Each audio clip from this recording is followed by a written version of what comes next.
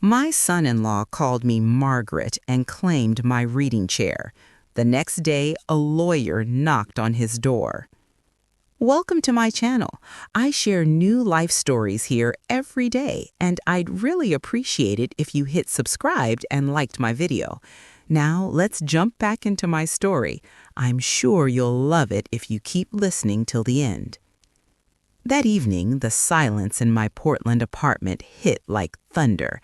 I had been sitting in my reading chair, a vintage piece I'd bought at an estate sale 20 years ago after my husband died. Fresh Earl Grey cooled on the side table, and the kitchen smelled of apple pie. My book lay open in my lap, a mystery novel I'd been looking forward to finishing all week. This was my peaceful hour, when the arthritis settled and I could simply exist. The door slammed. I knew it was Trevor before I even looked up. Behind him, my son James carried grocery bags, shoulders hunched, avoiding my eyes, like he was apologizing for breathing. I didn't move. Trevor positioned himself between me and the window, blocking my light. He made that dismissive sound he always made when he saw me doing anything he considered unproductive. He grabbed the book from my hands and tossed it onto the couch. "Out of my way, Margaret," he barked. "I need this space for my gaming setup. This corner is mine now." The silence stretched thick and suffocating. I could hear his heavy breathing, as if his shouting had earned him some right to my home. Slowly, I turned my gaze to James. He stood frozen in the doorway, knuckles white against the paper bags. Our eyes met. I waited, just waited, for him to say something, anything. "Don't speak to my mother that way. This is her home." James looked down. He adjusted one of the bags as if something inside had shifted. That gesture cut deeper than any scream. Trevor's words were violence. My son's silence was betrayal. A cold clarity washed through me. Not rage, not shame, just crystal clear understanding. 32 years working at the county assessor's office taught me one essential truth. Words are empty. Documents have power. I stood. My knees creaked in the silence like a gavel falling. Trevor was already sprawling on my couch, unbuttoning his collar, reaching for a beer without even glancing my way. In his world, I'd become furniture years ago. I walked past him into my bedroom, not to hide or cry as they probably expected. I opened my filing cabinet and pulled out a leather document holder. Inside, the deed to this apartment, purchased outright 15 years ago. Owner, Margaret Ann Foster. In the mirror, I saw my short silver hair, my reading glasses on a chain, my comfortable sweater and slacks. I looked like the grandmother who bakes cookies and asks no questions. That had been my strategy. Feed the wolves and they feel invincible. Stop feeding them and watch the kingdom crumble. I returned to the living room. Trevor had already turned on his gaming console, volume cranked high. James was in the kitchen, voluntarily making himself invisible instead of standing up. I walked toward the door. My shoes clicked on the hardwood. Trevor turned his head, smirked, raised his beer. "Going for a walk, Margaret? Don't get lost at your age." I didn't answer. I turned the deadbolt. For a moment I looked around, the framed photo of Mount Hood, the rug I vacuumed every week, my son-in-law's sprawled form, my son's shadow in the kitchen. I touched the keys in my pocket. The cold metal felt empowering. I walked out, closing the door softly but firmly, like placing a period at the end of a sentence. Outside, the Portland air was crisp with rain. I wasn't cold. I exhaled, locked the building door from the outside, walked to the street, and flagged down an Uber. Where to? The Heathman Hotel downtown.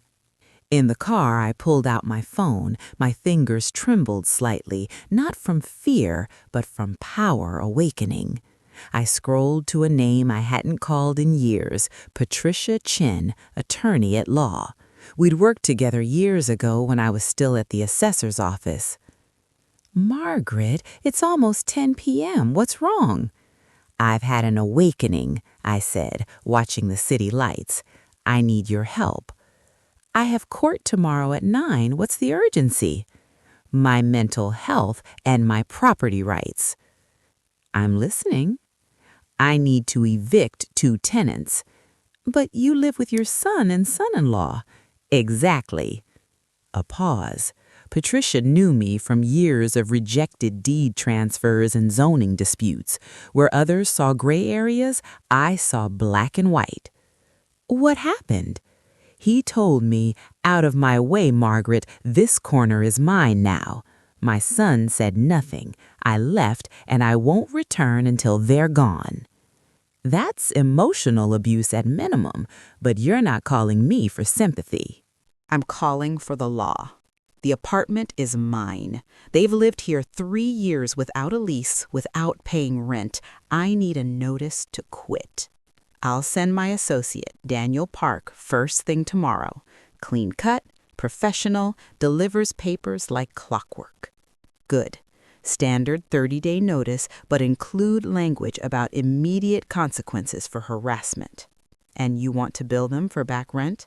Fair market rate, 3 years, plus holding over penalties if they resist." "You're certain about this?"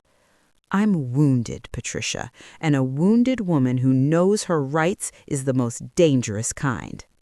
I'll prepare everything tonight. Be at my office by 8. Sign before my hearing, then Daniel goes to your apartment." The Uber stopped at the Heathman.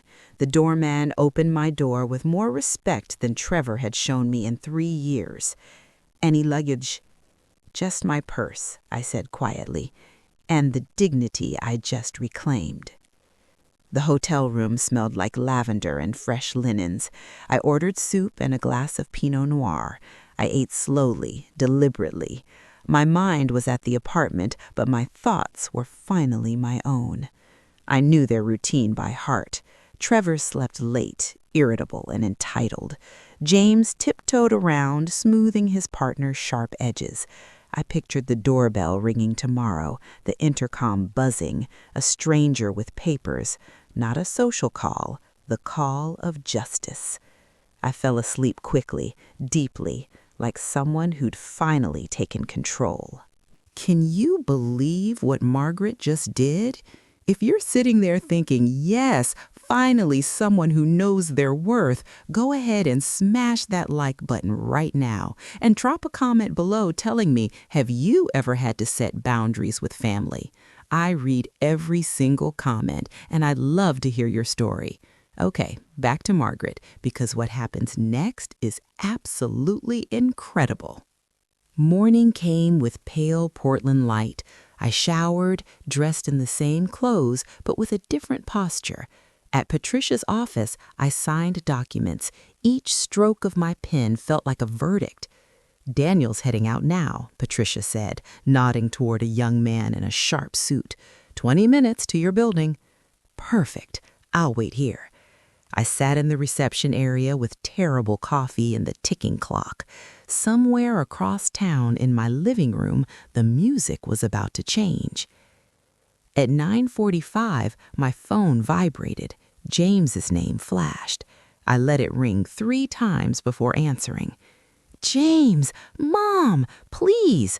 His voice cracked into panic. "There's someone here. Daniel, with legal papers. Trevor's screaming. What's happening? Where are you?" I held the phone away from my ear to avoid Trevor's shouting in the background. "Daniel is an attorney's associate," I said calmly. "Tell Trevor to lower his voice. Take the notice, read it carefully, and tell him the old woman isn't available for shouting today." "But it says eviction notice, 30 days. Mom, have you lost your mind?" "James, for the first time in 3 years, I'm completely sane. Read the document. Follow the instructions. The less shouting, the better for everyone. I ended the call. That small red button returned silence to me as easily as closing a book. Patricia appeared in the doorway. "Your son?" I nodded. "The curtain has risen right on schedule." Over the next hours, I made more calls. Internet service suspended. Cable package canceled. The supplementary credit card James used for groceries frozen. My phone buzzed repeatedly. I ignored it. Today, my silence was the answer. I went shopping, bought a navy blazer, gray slacks, a crisp white blouse. In the fitting room mirror, I saw myself clearly for the first time in years. Straighter, stronger, present. At lunch, my phone vibrated. A text from the bank. Transaction declined. $67. Electronics store. I smiled without sentiment. Another message. "The card's not working. Call the bank. We're at the register." I typed back. "Not a malfunction, a freeze. The credit line ended yesterday, along with the disrespect." I finished my salmon, paid with my card, it went through perfectly, and returned to the hotel. That evening, James appeared in the lobby, rumpled, exhausted, desperate.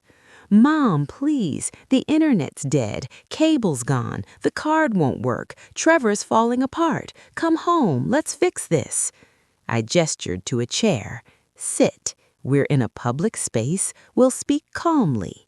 He sat on the edge, hands clasped. "Mom, we're family. He had a bad day. Let's go home. I'll make tea. We'll talk." "I'm not offended, James. I've made a decision. The apartment is mine. You've lived there 3 years without a lease or rent. I'm giving you 30 days to leave. As of today, 0 utilities. This isn't revenge. This is order." "But Trevor works from home. You're destroying his career." "He can work from a coffee shop, a co-working space, or his mother's house. The internet was paid by me. Not anymore. You're not a necessity on my budget. You're an expense I've closed." "You're humiliating us." "Humiliation is being told to get out of my own chair. It's eating burnt edges while leaving the best for the king. Today, no one's humiliated. Today, everyone pays their own way." "We were saving." "Where's the money, James? 3 years of no rent, no utilities, that should be nearly $70,000. Where is it?" His eyes drifted, shoulders collapsed. "Trevor said it was invested in cryptocurrency. He said he'd show me the portfolio later." "Tomorrow at 10 a.m., Patricia Chen's office. You're both invited. We'll see what the portfolio actually shows." "You called a lawyer against your family?" "I called order back into my life. Family is respect, not out of my way, old woman. Tomorrow is about rules." He left. I watched him go, feeling not loss, but normalization. The next day, I arrived early at Patricia's office. Trevor and James came in separately. Trevor disheveled and angry, James pale and silent. Patricia ran the meeting with precision. I presented bank statements, utility bills, fair market rent calculations. Then I slid a folder across the table. "James, your partner claimed he was investing your savings." James opened it. Cryptocurrency account statement. Balance, negative $8,400. His face went white. "Nothing saved," he whispered. "Worse than nothing." "I would have made it back," Trevor snapped. "The market turns around. I needed one more—" "One more what?" I interrupted. "One more month of my internet, my electricity, my silence while you colonized my home?" Trevor clenched his fists. Fear flickered beneath the anger. "I'm your son-in-law. Family helps." "Family respects boundaries. You offered none. You'll receive none." I stood. "Terms, 30 days. Leave peacefully or I file for back rent, penalties, and a restraining order. If I hear shouting when I collect my belongings, I'll call the police. Let's see how your remote work clients feel about that." Trevor slumped. James covered his face. I turned to my son. "This is your choice over the next 30 days. You can keep drowning with someone who lied and dragged you down, or you can swim to shore. I'm your mother, not a bank, not a free hotel." James looked at me, really looked at me for the first time in years. "If I have nowhere to go, you'll find somewhere. You have a job, rent a studio, manage your own accounts. Your lessons are paid in full." I gathered my documents and left. 30 days later, the apartment was empty when I returned. Scuff marks on the walls, stains on the carpet, but the air was mine again. I opened every window, scrubbed every surface, repainted the walls a soft cream color. That evening, James knocked, like a guest. "Can I come in?" "Tea's ready." We sat across from each other, 2 mugs, a plate of cookies. "I rented a studio," he said. "It's small. The upstairs neighbor plays drums, but it's mine. I'm paying for it, and I filed for divorce." I nodded, a quiet warmth rising. "That's the right path. It'll hurt, then it'll settle." "Trevor said you destroyed the family." "I stopped feeding the lie. That's different." Silence. Comfortable. Real. "Thank you for saying no, Mom. While you were covering the bills, I couldn't hear myself." Hearing yourself isn't a luxury, it's survival. He stood. "Can I visit? Not live, just visit. Tea and conversation." "That's exactly what you should do. The door's open for guests, closed for tenants." We hugged briefly. He left walking straight. I returned to my reading chair. The book I'd been reading that night still sat on the side table. I picked it up, opened to the marked page, and read. The apartment was quiet, truly quiet, not the silence of suppression, but the peace of ownership. I'd reclaimed more than my home. I'd reclaimed my voice, my choices, my volume control. And in my life, just like in my apartment, the boundaries are now set by me. I'm so glad you stuck with me through Margaret's entire journey. Stories like this remind us that it's never too late to reclaim your power and set boundaries. If this story touched you or inspired you in any way, please show your support by giving this video a like. It only takes 1 second, but means the world to me. Subscribing and turning on all notifications, I share new life stories every single day. Leaving a comment below, tell me, what would you have done in Margaret's situation? Or share if you've ever had to take a stand like this. Sharing this video, someone in your life might need to hear this message today. And here's something special. If you want to support this channel a little extra, there's a thanks button below this video, or you can send a small donation through the link in the description. Your support helps me continue bringing you these powerful stories every day. Before you go, I've got 2 more incredible stories queued up for you on screen right now. Click on whichever thumbnail speaks to you. I promise you won't regret it. Remember, you're never too old to stand up for yourself. You're never too old to say no. And you're never too old to reclaim what's yours. See you in the next story. Stay strong.